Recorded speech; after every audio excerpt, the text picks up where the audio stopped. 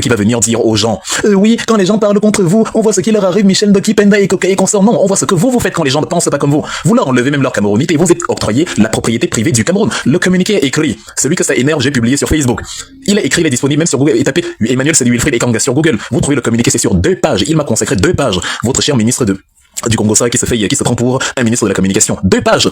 C'est-à-dire, je me proclame de la nationalité camerounaise. Quand j'ai pris l'avion, je suis parti de Francfort en Allemagne, à Yaoundé au Cameroun. Ils n'ont pas vu. Ils ont mis le cachet d'entrée. Ils n'ont pas vu que c'est un passeport camerounais. Quand je suis reparti, ils n'ont pas vu. Quand je suis revenu pour la campagne la même année, le 21 septembre 2018, ils n'ont pas vu. Quand je suis reparti le 16 novembre 2018, ils n'ont pas vu le passeport camerounais. Quand je suis allé, quand j'étais scrutateur à Douala, à Bessengue, ils n'ont pas vu que j'étais camerounais. C'est-à-dire, quand la CRTV est venue m'interviewer dans mon hôtel à Yaoundé, j'étais camerounais. Mais soudain, je me réclame de la nationalité camerounaise. C'est vous, chers amis, qui enlevez l'identité aux gens qui ne pensent pas comme vous. C'est-à-dire, et j'ai d'ailleurs posé la question sur ma page Facebook, il y a quelques... Rassurez-vous, on va faire le décryptage du meeting du président. J'avais prévu de consacrer environ 1 heure pour les formalités d'usage. On a commencé à 15h30, là il est 16h20, donc on a encore une petite dizaine de minutes avant de décrypter le discours du président. Et encore que j'étais en plein dedans, puisque je remerciais les uns et les autres en parlant de Richard Bona notamment. C'est-à-dire, j'ai publié, c'était ce matin, où j'ai dit, vous qui nous dites, et je suis content qu'il y ait autant de monde, ce que vous n'avez pas lu, vous allez l'entendre. Vous qui nous dites que quand les gens ne pensent pas comme nous, ils finissent comme Michel Ndoki, comme Célestin Jamen. Je vous demande, vous qui aimez Michel Ndoki, expliquez-nous comment ça se fait que vous lui avez mis 2 balles dans les cuisses, 2 balles dans les jambes, ping ping. Michel Ndoki elle-même dit que le policier qui tire sur elle lui dit, on va voir comment tu es encore allé parler sur Equinox. C'est vous qui venez nous enseigner l'amour envers Michel Ndoki. Est-ce que Maurice Kamto a tiré sur Michel Ndoki? Vous prenez le revolver, vous tirez sur quelqu'un qui ne pense pas comme vous.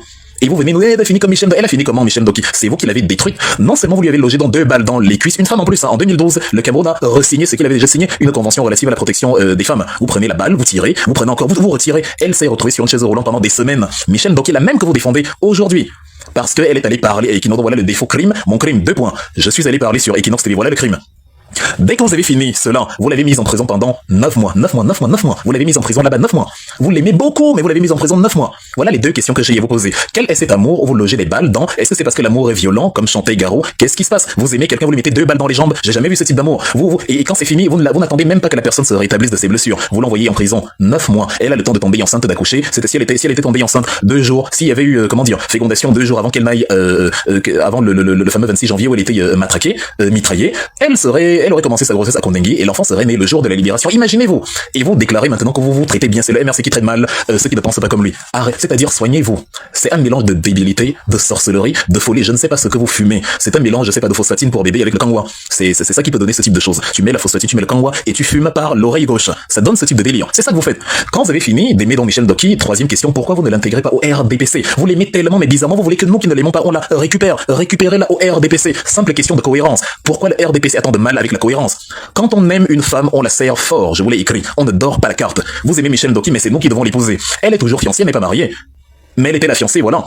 Ça ne s'est pas bien passé avec nous. Ok, ça arrive. On peut rompre les fiançailles. Non, on l'a trouvé en concubinage avec Paul Latanganji. Et on a dit non, on peut pas se fiancer avec quelqu'un qui nous trompe. Vous-même, vous ne pouvez pas épouser une femme qui vous trompe. Sauf qu'elle nous a trompé avec vous. Prenez-la donc. Vivez la relation. Bonne chance à vous. On sera là au mariage. On va venir. Donc on ne voit pas où est le problème. Ça c'est la première question. La deuxième question que je vous ai demandé c'est par rapport à comment il s'appelle Monsieur Christian Penda, d'abord Paul-Éric Ngué. Oui, on a vu ce qui arrive à Paul-Éric Ngué. Bon, déjà Paul-Éric Ngué est mort de mort naturelle. Sauf si vous en savez quelque chose, peut-être que vous avez réglé l'affaire, un peu comme Martinez Zogo. Finissez le travail, fermez les guillemets, voilà, finissez le travail, fin de citation. Moi je ne sais pas, je sais qu'il est mort de mort naturelle. Maintenant, vous qui aimez tant Paul-Éric Ngué, en 2015, quand Paul-Éric Ngué sort de prison, il dit « J'ai passé 8 ans en prison pour rien ».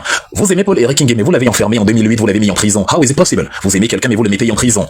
Paul Biya met Paul-Éric Ngué en prison parce que quand Paul-Éric Ngué prend la mairie de Njombe Penja en 2007, il ouvre les comptes de la mairie, il se rend compte qu'il n'y a rien dedans. Comment il n'y a rien dans les comptes de la mairie alors qu'une grande multinationale française opère dans les environs? La fameuse PHP, la filiale de la compagnie fruitière de Marseille, une grande entreprise française qui exporte le banane camerounais, premier exportateur africain de bananes.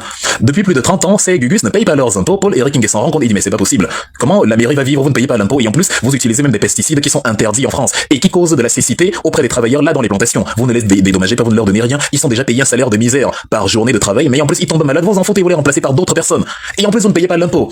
Quand Paul-Éric Ngué constate cela, au lieu que Paul Biya, le panafricain, défende Paul-Éric Ngué, Paul Biya part faire ami avec ses maîtres parisiens et il préfère arrêter Paul-Éric Ngué et le mettre en prison lui. C'est la PHP qui ne paye pas l'impôt. C'est Paul-Éric Ngué qui se plaint que la PHP ne paye pas l'impôt, mais c'est Paul-Éric Ngué qui finit en prison.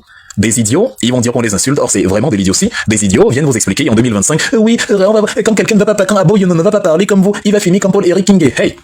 C'est vous qui avez mis Paul Eric King en prison 8 ans. Quel est cet amour où vous mettez quelqu'un en prison 8 ans? Je ne comprends pas la manière d'aimer du RDPC. Moi, je préfère que vous me détestiez. Parce que la manière dont vous aimez vos gens, c'est très dangereux. Vous avez une manière d'aimer bizarre. Vous aimez Michel Ndoki, vous lui mettez les balles. Vous aimez Michel Ndoki, vous le mettez 9 mois en prison. Vous aimez Michel Ndoki, mais vous ne l'appelez pas au RDPC. Vous aimez Paul Eric King, vous lui mettez 8 ans de prison. Paul Eric King sort de là, il dit bien, j'ai passé 8 ans en prison pour rien. Il accuse Biya de l'avoir enfermé pour rien. Donc votre amour, là, venez nous expliquer ça ici. Comment vous aimez quelqu'un et il part au Newf. Je ne peux pas aimer quelqu'un au Newf, ça n'a aucun sens. De deux, vous aimez Paul Eric King et vous l'avez mis en prison encore 9 mois. C'est il a fait 8 ans et 9 mois, donc il a fait 9 ans en prison. Vous aimez quelqu'un, vous ne faites que le mettre en prison, c'est incroyable. Tout le temps vous le mettez en prison. Tout le temps vous le mettez en prison, je ne comprends pas. Donc, quelle est l'injustice que la MRC a commis envers Paul Eric King? En fait, qui ressemble à ce que vous avez fait de là? Moi, je me souviens pas de ce qu'on a fait à Paul Eric King, on ne lui a rien fait du tout. C'est vous qui l'avez privé de liberté. 9 ans, vous imaginez quelqu'un a le temps de naître, de grandir, d'avoir 10 ans, il sait même déjà quelle est la différence entre les hommes et les femmes, il drague déjà à l'école primaire là-bas, à 10 ans même on entre en 6ème, il drague déjà les filles au lycée, mais quand il est né, Paul Eric King est allé en prison, le moment où on le libère, il drague les filles au lycée, il peut même devenir papa, à 10 ans. Et vous dites que vous aimez Paul Eric King et que c'est les MRC qui le traitent mal. Après, vous avez pris Christian Penda et Coca. C'est-à-dire Christian Penda et Coca. Oui, regardez ce que Maurice comme toi fait Christian Penda et Coca. Qu'est-ce qu'on a fait Christian Penda et Coca, honnêtement? Qui est similaire à ce que vous avez pris Penda et Coca, vous l'avez mis en prison. En fait, vous aimez des gens que vous avez torturés, sinistrés. Qui vous dit que la mort de Paul Eric King ne vient pas des mauvais traitements que vous lui avez fait subir en prison? Lui qui était de constitution fragile. Est-ce que c'est pas Paul Biya qui a tué Christian Penda et Coca par hasard? C'est-à-dire, réfléchissez un peu, même si c'est compliqué. Vous aimez Christian Penda et Coca, mais comment vous aimez donc, mais vous l'avez mis en prison? I don't understand. Vous l'avez mis en prison par amour. Vous aimez Christian Penda et Coca, mais vous n'êtes pas allé déposer une couronne de fleurs sur sa tombe. Tous ceux qui défendent subitement Penda et Coca sur la toile, parce que j'ai publié une photo avec le professeur Abo Yono, où les frères du village sont venus en profil masqué, c'est-à-dire les Ombede, les Abesolo, les Ona, bref, tout le cartel sont venus parce qu'ils n'avaient pas prévu qu'Abo Yono se joigne aux choses des Bamileke. On a passé une très belle journée avec Abo Yono cette semaine. Hier, on va même encore se voir là ce week-end, ça va être très bien, on va faire une petite vadrouille et un petit bon Congo, ça vous énerve, mais on s'en fout. C'est un brillant professeur, un exemple à suivre. Il défend la justice. C'est normal que si demain Abo Yono commence à dire lui aussi que la loi peut contrer la constitution, je m'oppose à lui parce que je suis pour la vérité. C'est une question de cohérence. Il défend la vérité, pourquoi on va s'opposer à lui? Et pourquoi on va continuer de soutenir des gens comme Mayon et consorts qui ont décidé de piétiner la vérité? Ça n'a aucun sens. Donc, vous qui aimez donc Christian Penda et Coca et qui nous dites que quand Abo Yono va parler contre Maurice Kamto, on va le traiter comme Christian Penda et Coca. Pourquoi vous avez mis Christian Penda et Coca en prison? Et quand il était en prison, lequel de vous est allé lui rendre visite? Et depuis qu'il est mort, lequel devait aller déposer une gerbe de fleurs sur sa tombe?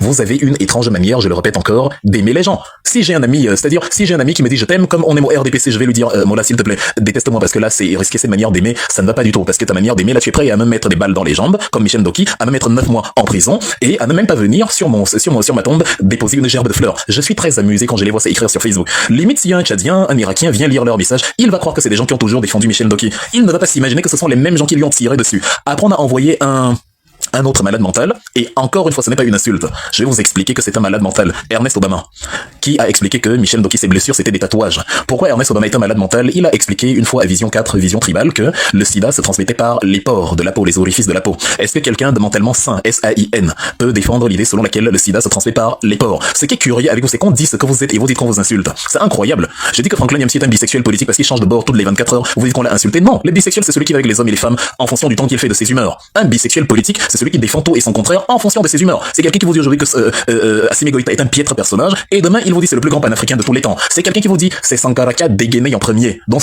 comment dit Compaoré avait raison de se défendre, un peu comme Israël fait avec cet autre assassin de Benjamin Netanyahu qui massacre les Palestiniens, près de 100 000 personnes depuis 1 an et demi, et qui justifie que non, Israël a le droit de se défendre. La même chose. Donc comme Sankara a dégainé le premier, bon, Compaoré s'est juste défendu. Le même aujourd'hui se présente comme Sankara, et il vous dit même que Ibrahim Traoré l'a invité, mais il était juste occupé, il n'a pas pu partir. Il avait des occupations. Ibrahim Traoré, tu as assassiné Sankara. Quelqu'un vient défendre l'assassin de Sankara. Ibrahim Traoré te dit viens, je t'invite. Enfin, bref, on vous dit ce que vous êtes. Donc arrêtez, c'est-à-dire arrêtez de vous plaindre. Comment dire? Arrêtez de vous plaindre des choses factuelles. Arrêtez, on ne fait que décrire. Quand on dit d'un bandit qu'il est un bandit, c'est un bandit. Quelqu'un ne peut pas alterner entre les hommes et les femmes. On dit qu'il est bisexuel, ça l'énerve. Non, c'est ça le bisexualisme politique. Parce qu'on ne sait pas où tu te situes, on ne peut pas te classer. On ne peut tuer les deux à la fois. On ne sait pas si tu es pro, on t'a vu être pro et contre, c'est-à-dire, comment dire, à intervalles rapprochés. Donc même si tu es pour aujourd'hui, on sait que tu vas être contre demain. La preuve, tu étais pour Kamto hier. Aujourd'hui, tu es soudain contre Kamto. Or, Kamto, lui, il est constant, il dit la même chose. Quand Maurice Kamto disait qu'il va protéger Paul Biya, c'était en 2018. Quand moi j'ai intégré le MRC, il le disait déjà. Et je lui demandais, mais monsieur le président, Biya là. C'est-à-dire, c'est un du Biya. Il nous le disait déjà dans nos discussions privées. Monsieur Wilfried, nous n'avons pas le temps pour ce genre de choses. On doit construire le Cameroun. Et moi, je me grattais la tête en disant que mince, est-ce que les Camerounais, avec tout ce que Biya leur a fait, c'est chaud, hein? Peut-être que vous pouvez laisser tout le mal qu'il vous a fait, mais les Camerounais, là, faudra les éduquer, faudra les refroidir parce qu'ils sont chauds de l'intérieur, parce que Biya, c'est le symbole du cataclysme camerounais sur 43 ans. Kamto disait déjà cela en 2018 et Niamsi le soutenait. Niamsi disait même que Kamto a vaincu Paul Biya, Kamto a vaincu le lion. Kamto dit toujours la même chose, mais subitement, Niamsi dit que non, tu ne peux pas dire ce que tu dis là parce que, et en même temps, il est fâché parce que monsieur Alassane Ouattara, d'ailleurs, aujourd'hui encore la commission électorale ivoirienne a entériné la décision d'invalider la candidature de Sidiane Cham du PDCI, de Laurent Gbagbo du PPACI, de Charles Blé Goudé et de justement Guillaume Kigbafouri Soro. Et vous voyez un individu qui vous dit que il faut pas pardonner, il y a Paul Biya, mais qui veut quand même qu'on pardonne un autre criminel, un assassin qui a sinistré 3500 Ivoiriens comme ça et qui est carrément devenu après président de l'Assemblée nationale, premier ministre, tout le travail, et qui veut être président. Tu as quelqu'un qui vous dit qu'il faut prendre la révolution par les armes, plan B, plan B, plan C, plan XXL, mais en même temps lui il fait une conférence à Londres où il est en train de dire que oui, il faut redynamiser la politique ivoirienne. C'est ça le bisexualisme politique. C'est-à-dire on dit au quartier, tu es un embrouillé, si vous voulez que je dise ça en ces termes. Le bisexualisme politique ou bien un embrouillé, le paradigme de l'embrouillé, c'est celui dont on ne sait pas où il se situe parce que lui-même ne sait pas où il se situe. Son combat varie, son combat s'improvise. C'est-à-dire il prend la voiture, il dit allez, au petit bonheur la chance. Si je croise un carrefour, une route qui va à gauche, je vais à gauche. Si je croise une montagne, bon, je fais mes marches arrière, mais je n'ai pas de destination. En fait, bon, on ne vous insulte pas. On dit ce que vous êtes. Et c'est la description là que je fais sur tous ces individus. Michel Ndoki, Christian Penda Ikoka,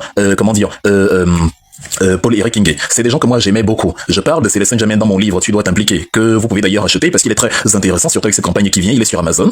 Voilà, c'est la minute marketing. Il coûte 20 €. Ou si vous voulez la dédicace signée, j'en ai amené quelques-uns à la place de la République à la fin de cette conférence. Ou maintenant, pour ne pas oublier, vous pouvez me laisser un message dans ma messagerie et je vous réponds juste après quand la conférence sera finie. Dans le livre, je parle de Michel Ndoki en bien. Je parle de Célestin Jamin que je ne connais pas très bien à ce moment-là, mais en bien quand même. Je parle de tous ces gens-là à qui vous avez fait du mal. Je n'ai jamais parlé mal de nulle part, même quand l'autre a pris sa part. Le problème, c'est que aujourd'hui, quand on s'est rendu compte que leurs idéaux ne cadrent pas avec notre vision et qu'on a dit bon, chacun prend sa route, vous, ça vous énerve. Et ça ne vous énerve pas parce que vous les aimez vu que vous ne les recueillez pas. Ça vous énerve parce que subitement, vous nous reprochez de leur avoir fait du mal alors que c'est vous qui leur avez mis des balles dans les jambes. Même si les Saint-Germain vous lui avez mis des balles dans les jambes. C'est des balles dans les jambes. Je revois sa photo, il rampait. J'ai écrit un article sur lui ce jour-là. Il rampait. Comme ça, avec la cuisse ouverte, une plaie béante. On appelle ça, on avait dit offene Wunde, la plaie béante. C'est-à-dire, il était là comme ça, sur ordre de Paul Biya. Et vous, aujourd'hui, vraiment, il va finir comme Jamin. La seule fin de Jamin qu'on a vue, c'est comme il gisait sur la pelouse parce que Paul Biya lui avait mis des balles dans les jambes. C'est tout. Vous avez vu la vidéo de Gaëtan Gankam. Un policier tire sur lui. La vidéo est disponible sur Facebook, sur YouTube, partout. Le policier lui dit, et on entend, parce que pour Michel Ndoki, et c'est même elle qui nous rapporte, quand le policier dit, on va voir comment tu allais parler sur Equinox. Et on sait que c'est vrai parce qu'on entend un autre policier dire à Gaëtan Gankam, tu as dit que tu allais marcher, non? Marche! Waouh! La loi du 19 décembre 90 dit, et le problème avec les policiers, certains d'entre eux, comme celui-là, un inculte qui ne lit pas la loi et qui pense que comme on lui a donné une arme, tout lui est permis. On dit, les réunions publiques, quel que soit l'objet, sont libres. C'est la loi du 19 décembre 90, la loi numéro 55 90 du 19 décembre 90, il y en a deux, même la loi numéro 56 90 du 19 décembre 90. Les deux lois disent la même chose sur les réunions et les manifestations publiques, c'est-à-dire, et une fois que la déclaration est effectuée, l'autorité compétente délivre immédiatement un récépissé. Au lieu de lire la loi, vous pratiquez la barbarie sociale. Le policier prend l'arme, il tire, il dit carrément à N'Djamène, à Gaëtan Gankam, tu as dit que tu allais marcher, non, marche. On n'est plus dans le maintien de l'ordre, on est dans le règlement de compte personnel. C'est des hors la loi, c'est du banditisme, c'est du cannibalisme social. Et c'est vous qui venez nous enseigner la vertu. Oui, quand on va chasser, c'est le Saint-Germain, quand on va, c'est terrible. Et aujourd'hui, vous allez les entendre se plaindre que oui, voici, on ne me paye que si, ça, mais on vous réduit, vous n'êtes que des machines à tuer. On ne vous respecte pas. On vous utilise pour faire du mal à vos propres frères. L'homme sur lequel tu tires, c'était le petit ami de ta fille, au quartier.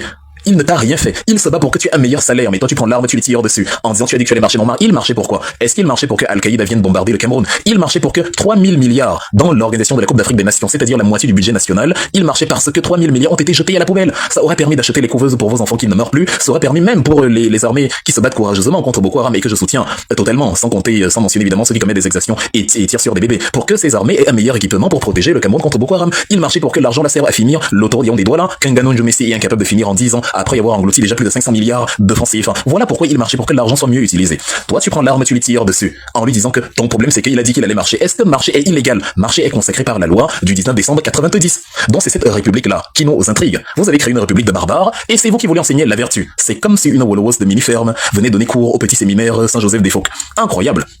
C'est comme si Brenda Biya donnait des cours de Bible où on dit dans l'Ancien Testament, celui qui couche avec un homme comme on couche avec une femme sera mis à mort. C'est-à-dire sous-entendu, celui qui couche avec les personnes de même sexe ira dans la géhenne en enfer. Imaginez Brenda Biya, le fils de Paul Biya, aller prendre sa Bible et aller enseigner dans un séminaire comment l'homosexualité n'est pas bien. Or, il est homosexuel, ce cher Brenda Anastasie. C'est exactement la même chose. Vous êtes des barbares, des vies de villes, comment vous soutenez des barbares, de villes assassins, et vous venez jouer les humanistes sur des gens à qui on n'a pas fait le moindre mal. Michel Ndoki se porte bien, elle a perdu quoi? Qu'est-ce qu'on lui a fait?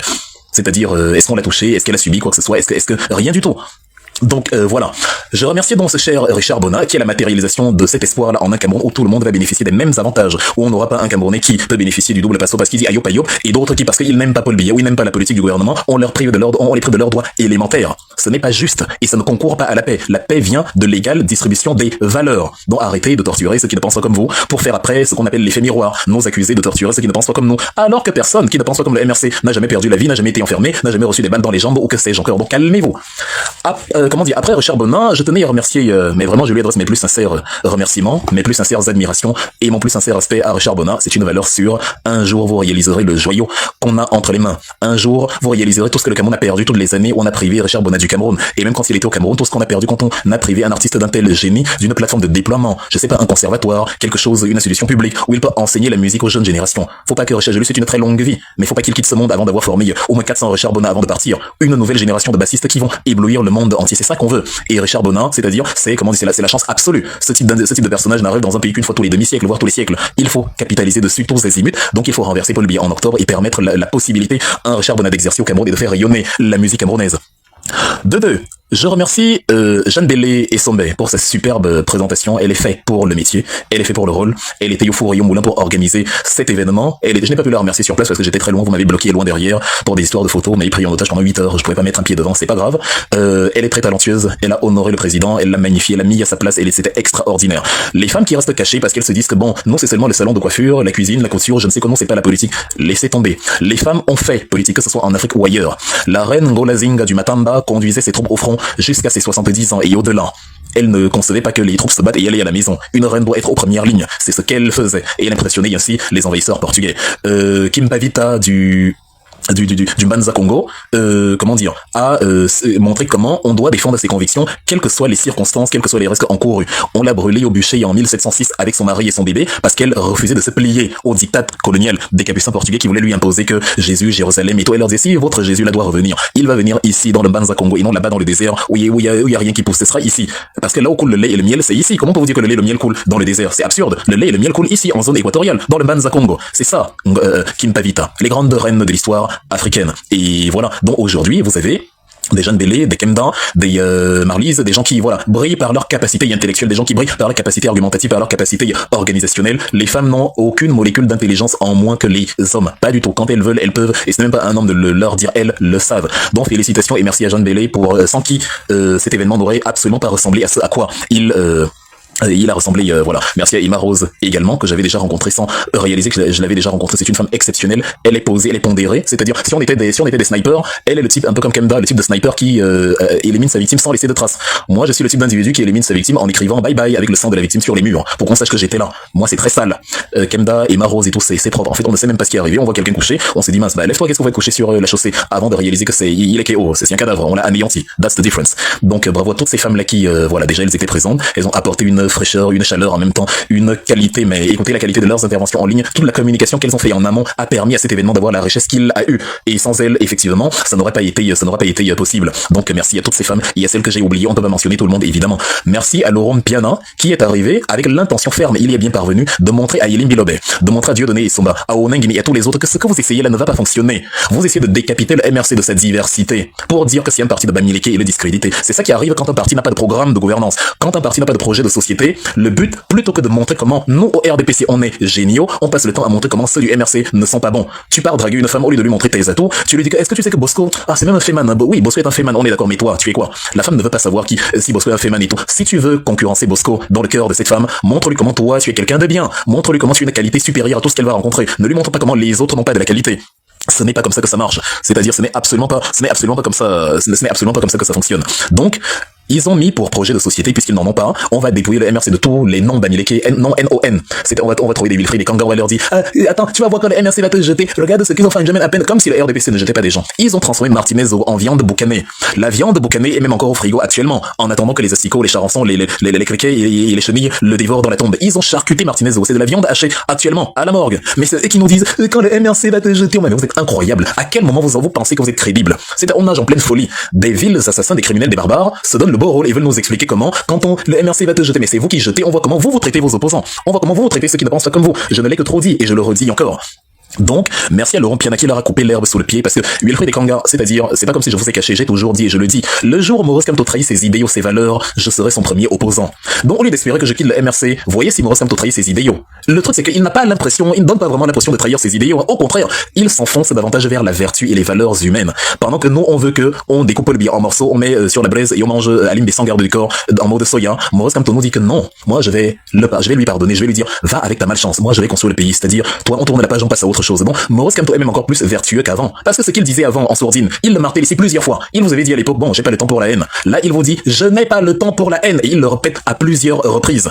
3 fois, je n'ai pas le temps pour la haine, dans son speech d'une demi-heure à peu près. Donc comment voulez que Maurice Kamto perde ses valeurs et que Wilfried Ekanga quitte la MRC quand Maurice Kamto s'enfonce encore davantage dans la vertu? Il devient plus vertueux qu'avant. N'espérez pas. En tout cas pas pour l'instant. Il faut prier à l'heure, là c'est même pas l'espoir qu'il vous faut avoir, c'est la foi.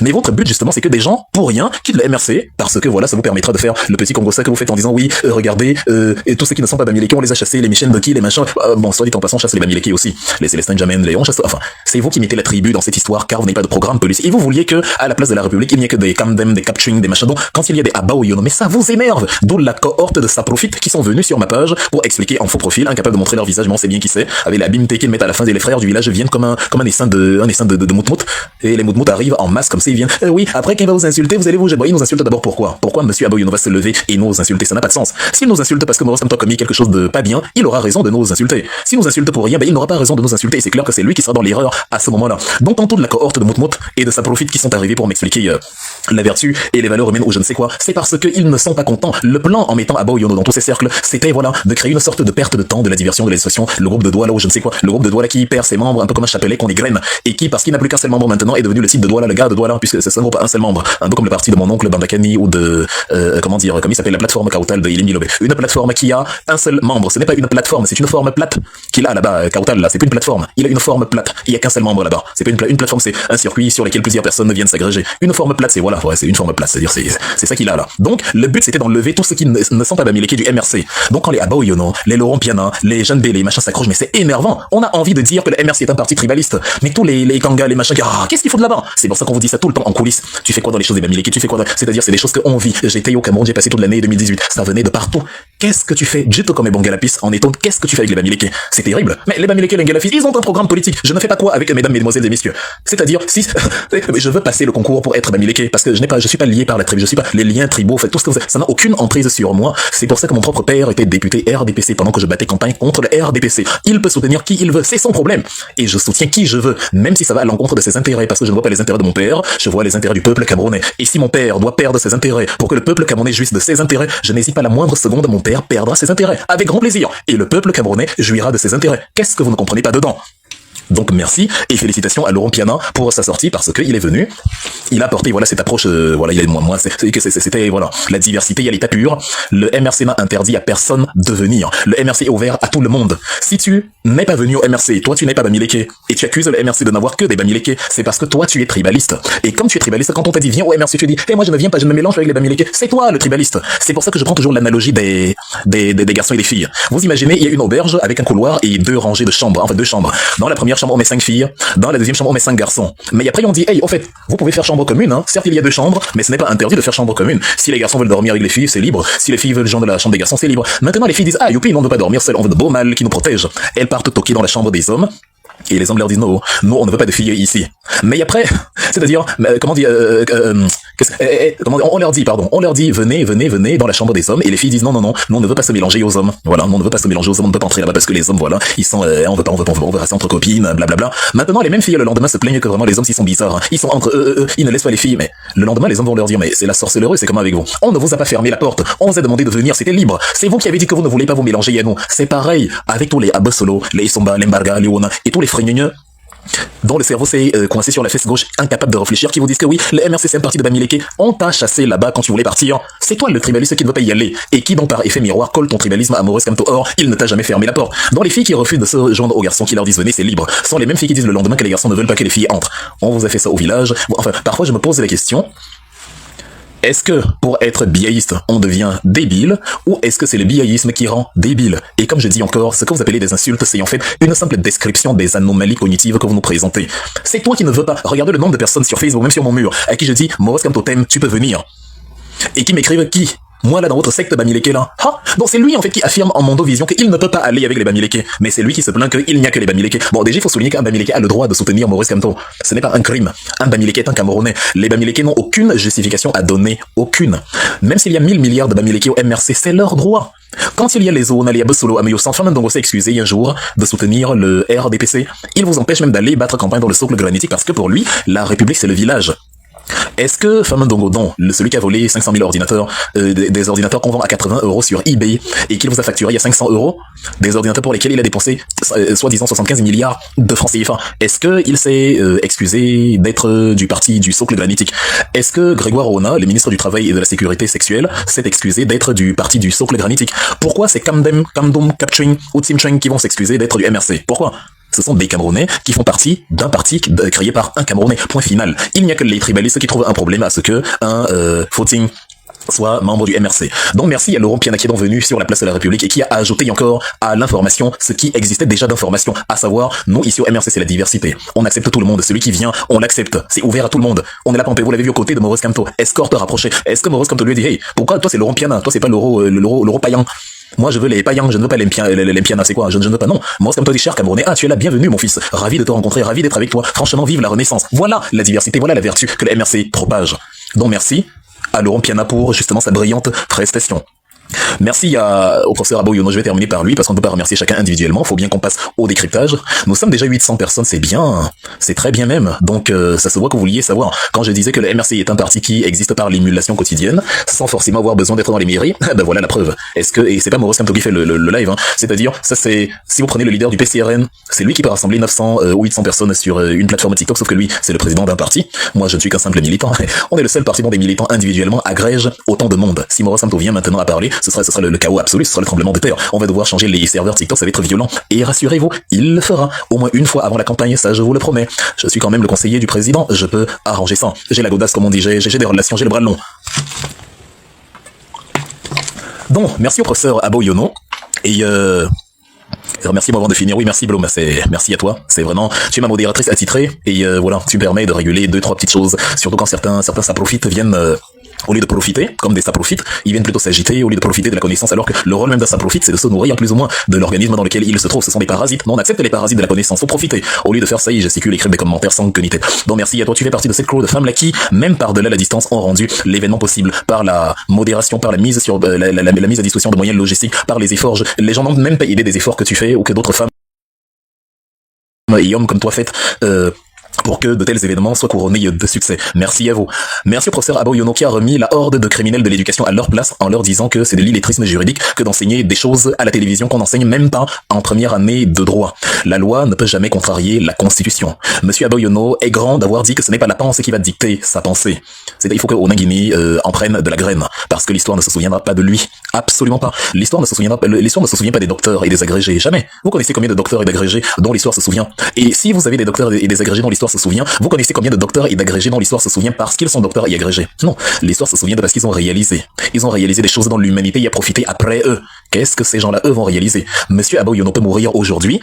Et l'humanité va retenir qu'il a dit « Je ne laisserai pas ma pensée dicter ma pensée ». C'est des phrases philosophiques qu'on enseigne plus tard. Ce n'est pas au Nangini qui te théorise le chaos, non, et qui maintenant, pour un poste de vice-rectum, ou vice-rectal, parce que c'est une question de pensée et d'orifice extérieur et intérieur, se retrouve dans le paradigme du caca lent. C'est que ça a du mal à sortir, c'est bouché, parce qu'il a mangé la sardine et l'huile était trop dense. On a fait frire la sardine à l'huile de beauté. C'est que l'huile des femmes, là, pour se oindre le corps. Et évidemment, ça donnait un mélange absolument toxique, nausée et nauséabond, difficile à digérer. D'où le problème d'évacuation. Et c'est pour ça que le chaos lent devient le caca lent. Parce que, pour un vice-rectorat, on a vendu son âme. Et dont le vice-recteur est devenu le vice-rectum. C'est ça qu'on a là aujourd'hui. Qu'est-ce qu'ils vont laisser comme héritage? En tout cas, merci au professeur Abo Yono pour sa brillante présentation, sa brillante présentation. Il vous a dit bonjour en boulot.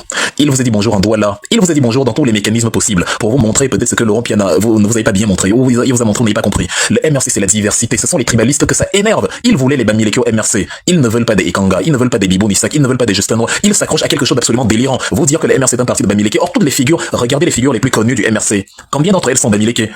Pierre-Emmanuel Bignam, qui massacre du biéiste à la télévision tous les jours. Emmanuel Ateba, le Sénat comme José Justin Noah, le SGA, Thierry Noah, l'une des vice-présidentes, Mamadou Mota, le premier vice-président, Olivier Bibo-Nissak, le génialissime porte-parole du président. Mais en fait, c'est-à-dire, on m'a parlé d'un certain Wilfried Ekanga, bon, je sais pas qui il est, mais au dernier nouvelle, il n'est pas Bamileke non plus. La diversité incroyable à l'intérieur du MRC est l'arme fatale dont nous nous servons pour montrer au régime que cet argument-là ne